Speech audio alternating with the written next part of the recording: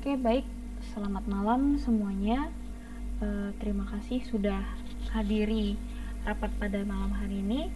Jadi pada hari ini kita akan bahas mengenai network diagram.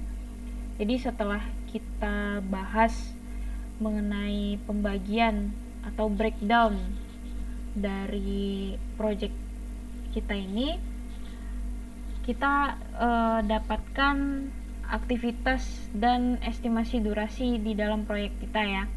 Jadi di sini saya buat simbol karena nantinya ini akan saya tampilkan dalam bentuk diagram ya. Nanti kita lihat bersama.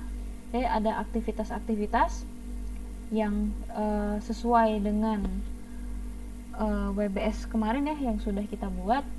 Ini adalah simbol note yang nantinya akan divisualisasikan dengan durasi perkiraan hari.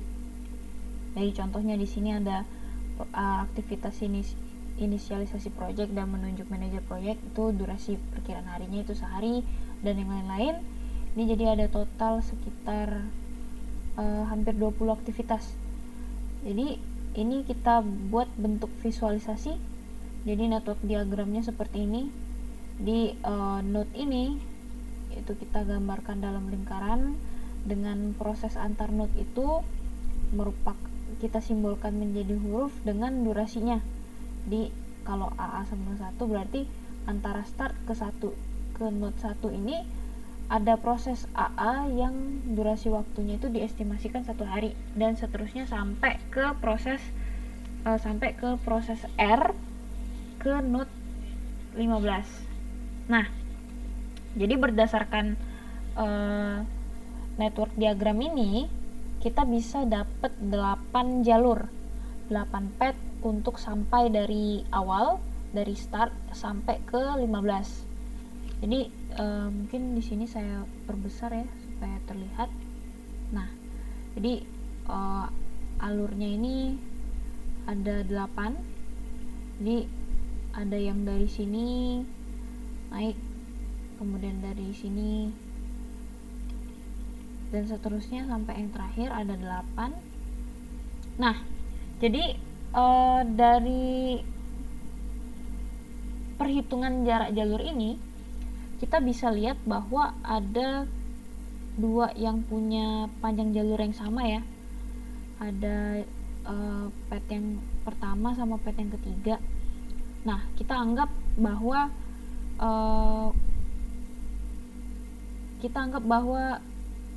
yang terjauh adalah path 1 ya. Berarti apa? Berarti proses-proses yang paling penting atau yang kritikal. Jadi critical path dalam project kita ini adalah si jalur 1 ini. Jadi proses-proses yang ada di dalam jalur ini AA, A, E, I, K, N, O, P, Q, R itu menjadi proses yang kritikal, yang penting untuk dikerjakan secara optimal dalam hal waktu di proyek ini. Dengan panjang jalur ini kan kita anggapnya dalam hari ya, 62 hari. Jadi critical path ini juga merepresentasikan waktu tercepat pembuatan aplikasi kita. Jadi secara perhitungan paling cepat kita bisa selesaikan aplikasi dalam waktu 62 hari. Seperti itu. Jadi dari proses-proses yang sudah kita jabarkan berdasarkan WBS, kita dapat network diagramming seperti ini dengan 8 jalur, di mana jalur yang paling atas ini, dari sini, itu adalah jalur paling kritikal dengan perkiraan waktu terpendek untuk pengerjaan proyek kita ini adalah 62 hari. Mungkin dari sini ada yang mau bertanya? I have a question. Oke. Jadi seandainya menambah hari, apakah boleh atau bagaimana gitu di aktivitas yang telah ditentukan gitu? Karena saya melihat di sini untuk bagian saya coding itu hanya tersisa mungkin 20 hari ya di situ Iya, ya. betul. Nah, itu apakah bisa menambah hari atau bagaimana? Ini sebenarnya bisa ya kita tambah harinya karena ini sebenarnya di awal saya bilang ini durasi diperkirakan. Jadi ini adalah durasi perkiraan yang dibuat itu oleh sisi pandang project lead ya. Jadi ini bukan bukan apa ya, bukan yang pasti gitu.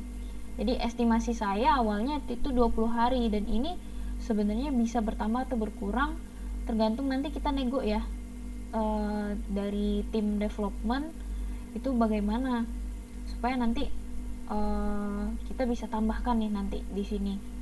Jadi sebenarnya ini patokan estimasi aja, bisa jadi Oke, perubahan. Oke. oke, thank you. I think that's all for me. Oke, thank you. Ada lagi mungkin?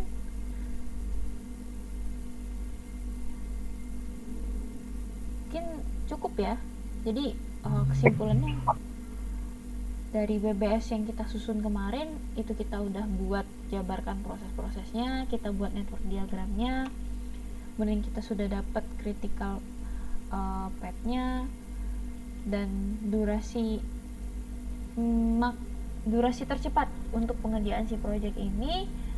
Mungkin kalau misalnya ada yang ingin ditanyakan lagi setelah teman-teman semua baca kembali dokumen ini bisa ditanyakan di luar rapat ini ya. Jadi rapatnya saya Oke, baik Bu Nabila. Jadi rapatnya saya tutup dulu. Terima kasih. Saya mohon maaf kalau ada salah. Selamat malam.